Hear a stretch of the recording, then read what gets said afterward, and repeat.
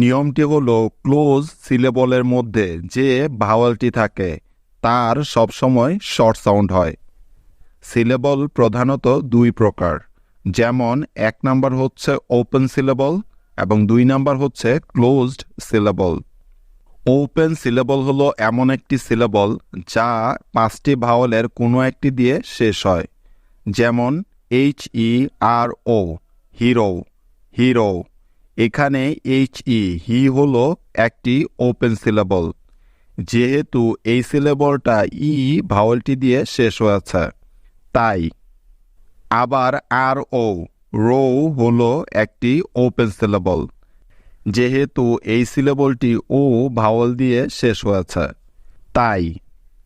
আর closed syllable হলো এমন syllable যা কোনো একটি কনসোনেন্ট দিয়ে শেষ হয়। আর এটা আমরা সবাই জানি যে ইংরেজি 26টি বর্ণের 5টি হলো ভাওয়েল, এছাড়া বাকি যে 21টি বর্ণ আছে তারা হলো কনসোনেন্ট। তাহলে চলুন এখন ক্লোজড সিলেবলের একটি উদাহরণ দেখে নেওয়া যাক, যেমন MARKET মার্কেট, মার্কেট।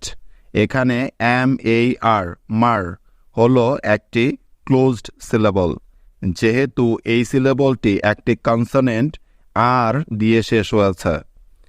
আবার ক্যাট হলো আরও একটি ক্লোজ সিলেবল, যেহেতু এই সিলেবলটি কনসোনেন্ট দিয়ে শেষ হয়েছে তাই। আশা করি এখন আপনাদের ওপেন এবং ক্লোজড সিলেবল চিনতে বা বুঝতে আর কোনো সমস্যাই হবে না।